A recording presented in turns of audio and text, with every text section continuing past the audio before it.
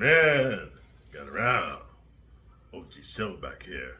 And today, just like each and every day, we're all fortunate to be alive. Taking that good prana, baby. I'm going to share with you guys some story of victory and glory. The victory of understanding, dude, that when you learn to mind your own business, dude, you become your number one priority because your own business is the most business you want to be involved with, not other people's business. And the glory when you understand this, guys, when you spend a lot of time with yourself and you're into yourself and you're your number one priority, you get in touch with your inner essence, which I choose to call beast mode, law. This is your inner animal. Once you're in touch with beast mode law, your inner animal, you'll be willing to stand and fight and even die, giving your very last breath because you have convictions and values and morals that you live by. And if you live by something, you'll be willing to die for it, and people will respect that. So without further ado, let's get into the topic of the video is, in maximum security prison, the easiest way to die is to mess with another inmate's punks or his drugs. Hey guys, I had to make this video today, man, because it's very important, man. I just noticed I've been seeing a lot on YouTube, man. There's a lot of this polygamy and guys cheating with other men's wives, dude, and girlfriends and stuff like that. And you know, a lot of you guys like to, a lot of you youngsters on the street like to rob drug dealers. I think you're called jackers, dude. You guys like to jack drug dealers because you in the gang, you see a drug dealer, which he's mostly like a gangster. He's a businessman. You want to jack him, right? And I'm just going to share with you, I know some people who went to jack a drug dealer and they got into a war, they got into a battle like the movie Next Day Air. If you never watched it, it's about this package that gets delivered to the wrong people. And these guys are jackers. They jack drug dealers. They got this box full of kilos of coca. And then the dude from Mexico, he's tracking it down, dude. And he comes to California, I believe it. No, New Jersey. And he wants his drugs back. And they try to jack the jackers. It's a very horrific, good film. I like it. But I'm sharing with you, let's say you survived, like you like the Puerto Rican dude that survived the gun battle, or the black dude. There was a black dude that survived and the Puerto Rican dude that survived. The Mexican dudes got killed. Some other black dudes got killed. No, it was two black dudes and the Puerto Rican dude survived. In the movie, they get out clean, but in real life, with all that gun shooting they were doing, the police would be coming. So here's what happens. You go to maximum security prison, and now you're thinking you are somebody, right? Yeah, I done smoked some drug dealers, man. I ain't no joke. I'm like the dude in the movie Next Day Air. I'm like the dude in the movie Paid in Full. You know what I'm saying? I'm a savage. I do what I want. I say what I want. You know, you're a bad mofo on the street, but here's what happens when you go to prison. It's a lot of bad mofos. And I'm going to tell you what I learned in maximum security prison. And I'm being transparent and honest with you guys. You guys come on here talking about, oh, gee, why you never talk about your losses? You talk like you Superman and you can whoop everybody. No.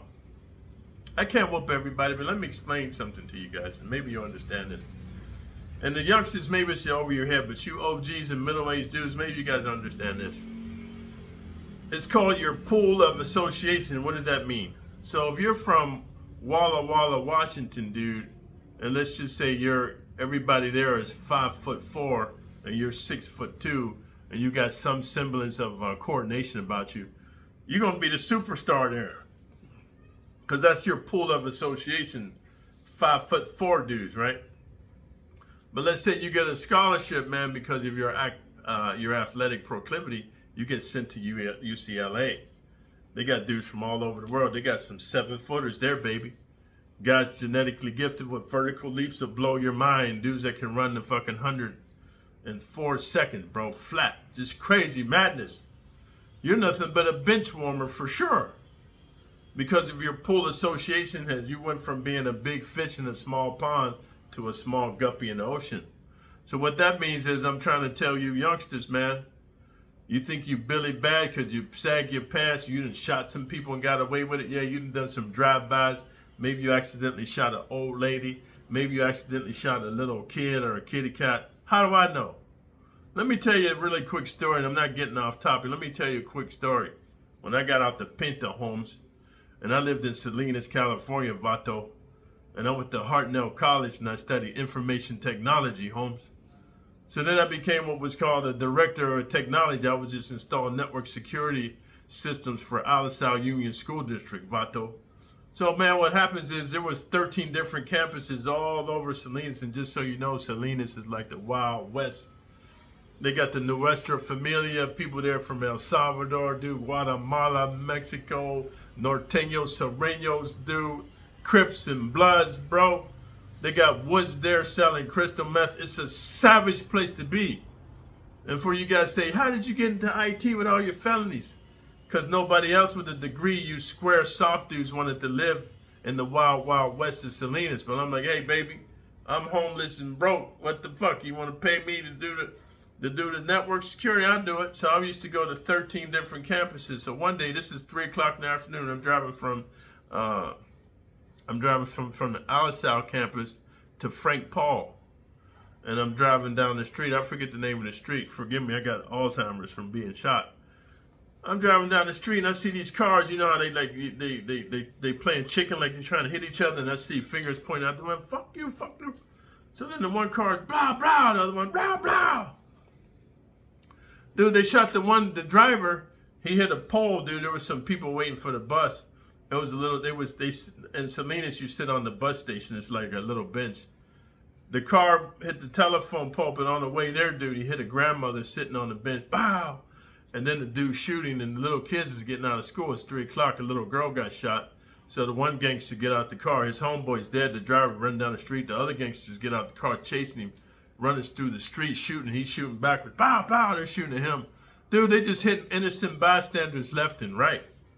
So that's all I'm trying to share with you, man. Like, you gangsters, you thinking you hard because you can shoot people and everything. You can shoot innocent bystanders. And then when you get in the belly of the beast, you understand there's a bunch of hard dudes, man. There's a bunch of savages. And some dudes is harder than you. That's all I'm trying to say. I went up into maximum security prison. I was already a national level power lifter, dude. I was an international level bodybuilder, dude. I was a state level martial artist, dude. I was a bouncer and a bodyguard. And I did a lot of street fighting. For those of you who don't know, in Monterey, California, when you're a bouncer, or Los Angeles, California, or Oakland, California, San Francisco, California, man, when you're a bouncer, you're gonna bounce. What does a bouncer mean? Basically, if a customer is drunk or inebriated and having a problem and they get out of hand, you have to bounce them motherfuckers out, because if you never dealt with a drunk person, you can't talk to them coherently, dude. You can't talk logic because they get this false courage. Alcohol gives you false courage. So man, when I was a bouncer, dude, I would fight. This is no lie, man. I get into a fight at least 2-3 times a night.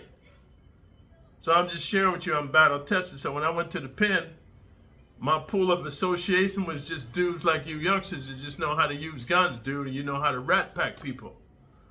I got a particular set of skills based on my violent lifestyle. When I'm up in there, man, I'm handling my business. So I thought I was the baddest of the bad till I met dudes like the Night Stalker, Richard Ramirez, Charles Manson, Son of Sam, Jeffrey Dahmer, Ted Bundy, them type of cats. No matter how bad I think I am, how tough I am, they have a psychosis that I don't have. I'm not a serial killer cannibal. Yeah, unfortunately, man, in the throes of battle, being robbed, I unfortunately 187 some people. It wasn't my intention. This is what happened. And for the grace of God, that's why I didn't get life in prison and death penalty. But I'm just saying, I never intentionally wanted to take somebody's life, dude. There's no glory in that. But when you're talking about Ted Bundy, Jeffrey Dahmer, John Gacy, these kind of cats, they're predators. So I'm telling you, youngsters, you thinking you bad because you can shoot grandmas and little kids and kitty cats on the street and drive by somebody's house and shoot them. Okay, let's say for the sake of this video, you're a bad mofo, right? Man, you get up in there, baby, ain't no guns. So here's the whole thing. Birds of a feather flock together. Habits are hard to break. You in there for drug dealers. You're a jacker. You take what you want, right? Now, there's drugs in prison. People's moving drugs and stuff, man. There's pimping in prison. Yeah, maybe you rob some pimps. You know what I'm saying? You strong-arm them to get some money from they prostitutes. and you're going to try to create the same environment in prison, it's a different situation, baby. So the whole thing is this, man. I want to end this video. In maximum security prison, this is the easiest way to die. Is to mess with another inmate's drugs or his punks. Because in maximum security prison, baby, everybody lives and dies by a code of respect. You're gonna respect the dude, or he's gonna earn your respect by taking your life, and that's the problem. You don't get no passes in maximum security, baby. That's what I want to tell you. So when you up in there, learn to mind your own business. Don't mess with nobody's drugs, and don't mess with nobody's punks, and don't mess with nobody's money. What do I mean? Don't get into gambling. Don't get into debt. Don't get into none of that stuff, man. Just do your program. Mind your own business, unless, of course, you become a lifer, baby. And if you become a lifer, I can't really tell you what to do because I've never been a life, baby. So you got to learn from your own experiences. So if you like the video, man, thumbs up the video, leave a comment, man, and subscribe to the channel. And most importantly, share the channel, dude. I'm trying to get to 100,000 subs like I had before I got into the drama with the Northern California gangbangers, dude, who are cowards at heart, bro. Because they have to go to the authorities, dude, instead of facing me mano, which I know they weren't going to do. And let me explain something to you guys. I know like gang members are cowards and you guys like to rat pack people and you can't do it one-on-one, even if it's pistols, baby. You always got a rat pack because you're soft.